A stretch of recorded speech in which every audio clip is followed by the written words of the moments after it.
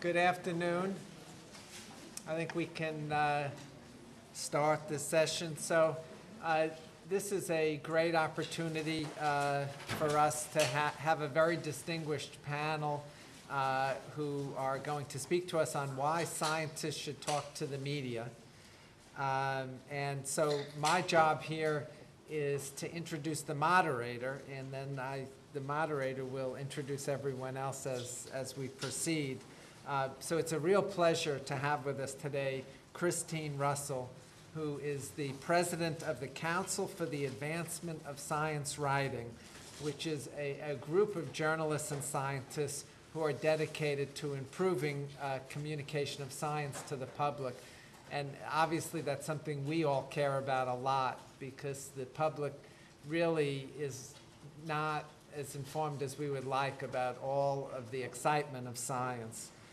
Chris has a number of accomplishments in her career. She was a freelance journalist who's written about science, health, and the environment for, it says many decades, but I won't. After too many decades, you don't want to hear that said. As a national science, she was a national science reporter for the Washington Post and the Washington Star, and she's now a senior fellow at the Belfer Center for Science and International Affairs at Harvard University's Kennedy School of Government. Chris has a number of honors. She was past president of the National Association of Science Writers, a recipient of the National Association of Science Writers Science and Society Award. She was the first woman to receive the American Chemical Society's Award for interpreting chemistry for the public. She's been a contributing editor to the Columbia Journalism Review, and she's a board member of the University of Southern California's Annenberg School for Journalism and Communication.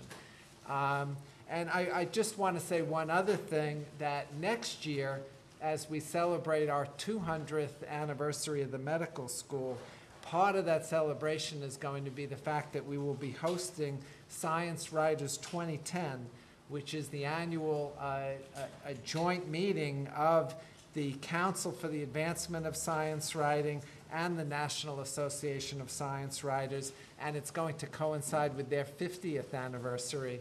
So this should be really special, but this is a preview, so welcome, Chris.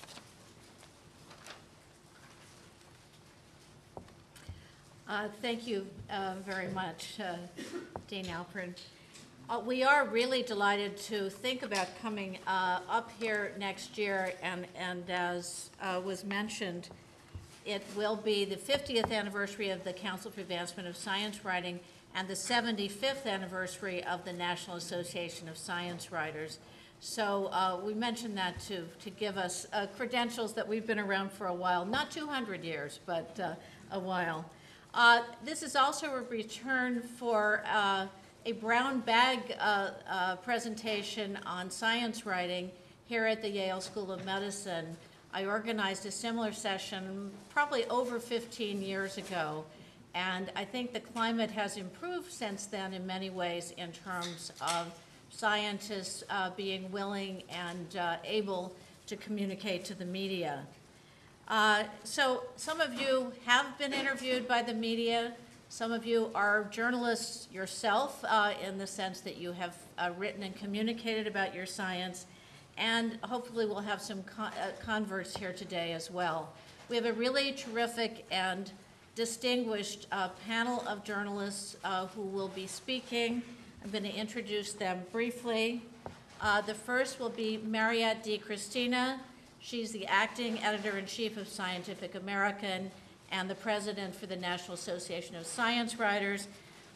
She has been at Scientific American for 8 years. Before that, she was an executive editor at Popular Science for almost 14 years.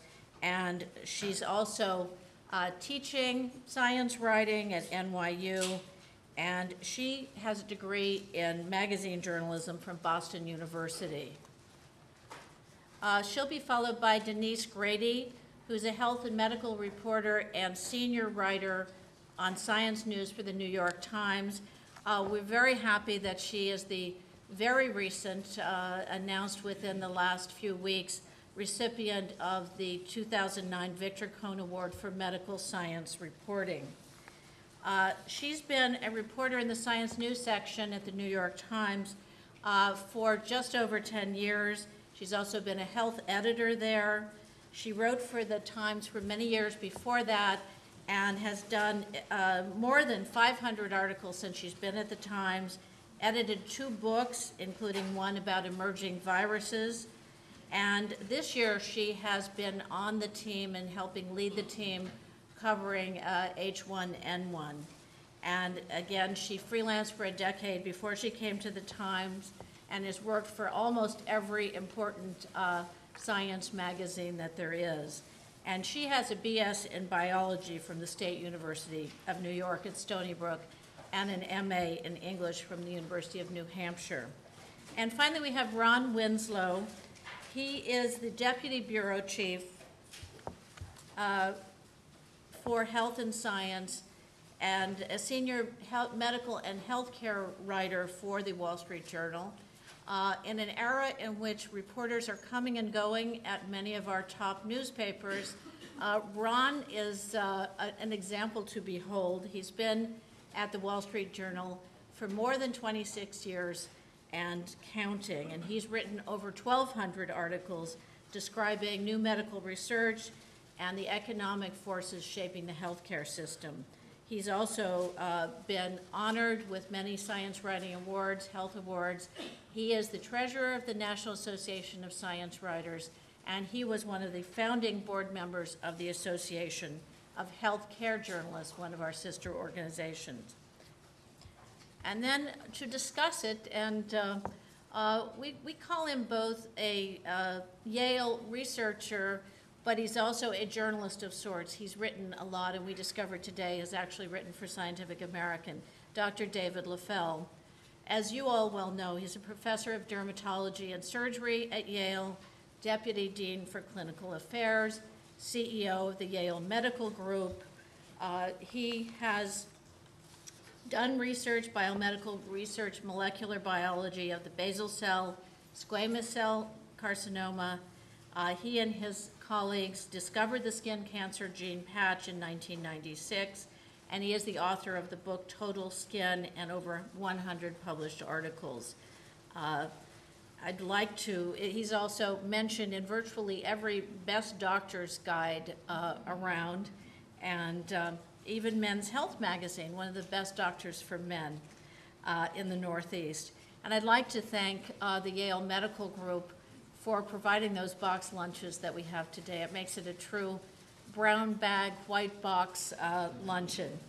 I'd also like to thank Robin Hogan, who's the Deputy Director of the Yale University Office of Public Affairs, who really was instrumental in making this event happen today.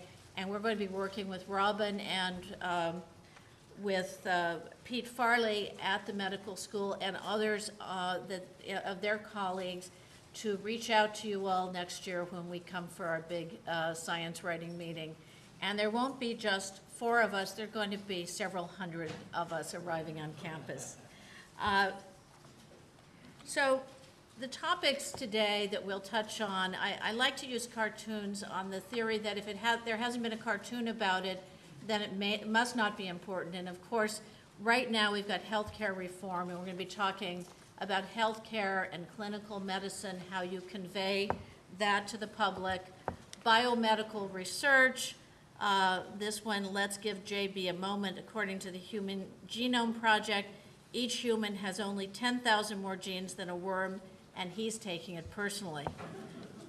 Apparently, JB is a favorite person who appeared in a number of cartoons. And finally, the interface between the media and the public. And we, as well as you, are challenged by both the opportunities and some of the problems created by the World Wide Web and the constant search for medical advice. And again, I'm sure many of you as clinicians or researchers have people asking you about something that they read in the media. Today, our panel are distinguished science and medical journalists. I'd just like to mention briefly that I know that this has been a very, very tough month at the campus with the tragic death of one of your graduate students, and that the media has been all over, and it's been a side of the media that can sometimes be sensational and very intrusive.